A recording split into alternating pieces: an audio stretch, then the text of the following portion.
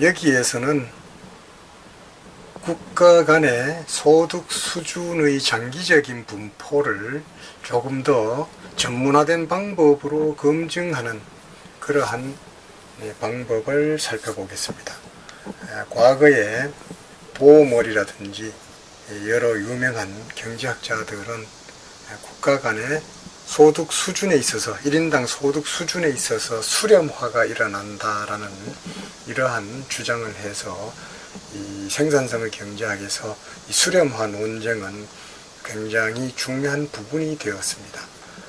이것들이 발달하여 최근에는 이 필립스 설 테스트라고 하는 이런 방법이 개발이 되었는데, 이 필립스 설 테스트에 의하면은 국가 간의 소득 수준이 수렴하기는 하는데, 이것이 여러 개의 그룹으로 수렴할 때에는 종래의 방법을 이용했을 경우는 수렴화가 일어나지 않는다라고 판단을 내릴 위험성이 있었습니다. 그런데 필립설 테스트에 의하면은 바로 그룹별 몇 개의 소그룹으로 수렴하는 하는 현상을 발견할 수 있다는 겁니다. 그래서 최근 이 필립설 테스트는 이 소득 수준, 생산성 수준, 기타 다른 여러 변수들의 수렴화 테스트를 하는데 자주 활용이 되고 있습니다. 원래 이 저자들에 의하면은 이 가우스 코드로 필립설 테스트를 할 수 있는 방법이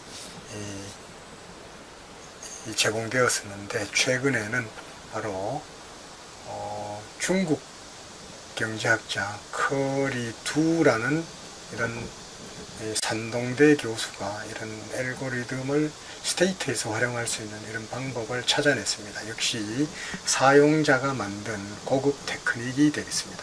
자, 그래서 우리 같은 조금 전에 우리가 워킹 디렉토리를 바꾸었기 때문에 바뀌어진 워킹 디렉토리에서 필립스 테스트라고 하는 데이터를 불러오도록 합니다. 자, 이렇게 불러오니까 여기에는 1인당 소득 수준, 생산성 수준, 그 다음에 그룹이라고 하는 변수가 있습니다. 데이터 에디터 윈도우를 통해서 데이터를 한번 확인해 보도록 하겠습니다.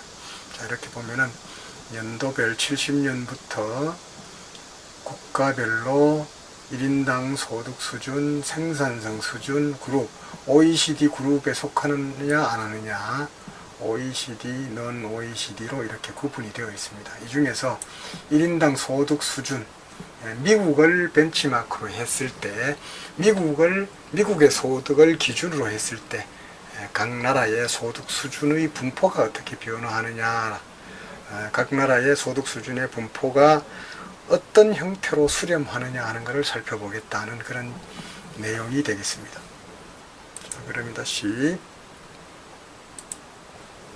필립설 테스트를 하기 위한 데이터가 읽혀 들어왔고, 여기에 컨트리 코드라는 것은 캐릭터 변수이기 때문에 숫자 변수로 만들어주고, 그 다음에 이 자료는, 우리가 사용하는 자료는 패널 자료이다 라는 것을 xtset이라는 명령어를 이용을 해서 패널 자료다 라는 걸 얘기를 해 주었고, 그 다음에 이 중에서 필요한 자료만을 모아서 70년에서부터 2014년까지 균형 패널 자료를 만들었다.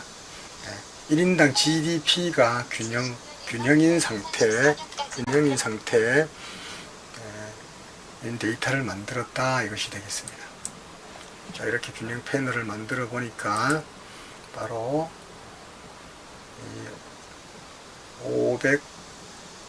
549개의 관측치가 탈락이 되었다라는 이런 메시지가 나오고 있습니다. 자, 그 다음에는 분석하는 사람들이 바꾸어 주어야 될 부분은 그렇게 많지가 않습니다.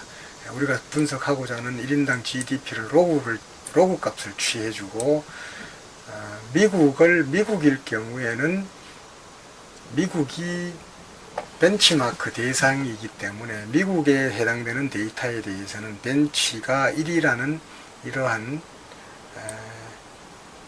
변수를 만들어 줍니다. 자, 그 다음에는 우리 다른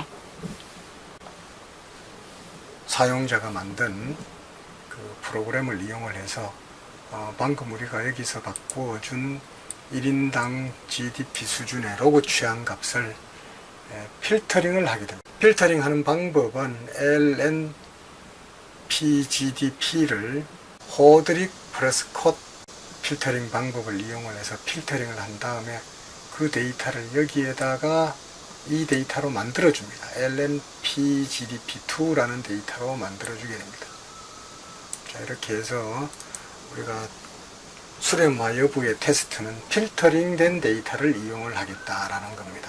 이렇게 보시게 되면은 제일 하단에 바로 필터링 된 1인당 GDP 데이터가 생성이 되었다는 것을 확인할 수 있습니다. 자, 그 다음에는 우리가 사용하는 그 데이터가 70년에서부터 2015년까지다 라는 이런 거, 그래프를 그릴 때 5년 단위로 이렇게 그려주라 라는 정도. 자, 이 부분을 이 이하는 손을 댈 필요가 거의 없습니다. 자, 이렇게 하게 되면은 자, 국가 간의 1인당 소득 수준이 어떤 추세로 변화하고 있느냐 하는 것들을 보여주고, 이 중에서 특이한 것들은 이렇게 색상으로 이렇게 보여줍니다. 그 다음에 OECD 국가와 비OECD 국가가 어떻게 변화하고 있느냐, 전이 이 파라미터가 어떻게 변화하고 있느냐를 보여줍니다. 자, 이렇게 되면 1차적으로 그룹 1에 속하는 국가군이 선정이 되었고, 그룹 2에 속하는 국가군이 선정이 되었고, 그룹 3에 속하는 국가군이 선정이 되었고, 그룹 4에 속하는 국가들이 선정이 되었습니다. 이것은 무슨 의미냐 하면은 1인당 소득 수준에 있어서 4개의 그룹으로 나누어지고 있다라는 것을 보여줍니다. 1그룹에 속하는 것이 100개 나라, 2그룹이 21개 나라, 3그룹이 22개 나라, 4그룹이 13개 나라로 나누어진다라는 것을 보여주고 있습니다. 그 다음 이것으로 끝나는 것이 아니고 추가적으로 인접한 국가 간에 또 제대로 이것이 구분이 되었는지 여부를 다시 한번 검토를 하게 됩니다. 이렇게 하게 되면은, 자, 아까 4개군으로 구분이 되었습니다만 이걸 재검토를 해보니까 이번에는 바로 3개 군으로 나누어진다. 그룹 1에 121개 나라, 22개가 그룹 2, 그룹 3에 3개 나라가, 그룹 3에 13개 나라가 분포하는 것으로 이렇게 이해를 하게 되어 있습니다. 자, 이 부분에 대해서는 여러분들이 그 추정 결과를 이해하기 위해서는 원저자들의 그 분석 절차에 대해서 사전적으로 좀 이해를 해 두는 것이 방금 설명한 내용을 이해하는 데 도움이 될 것으로 생각이 됩니다.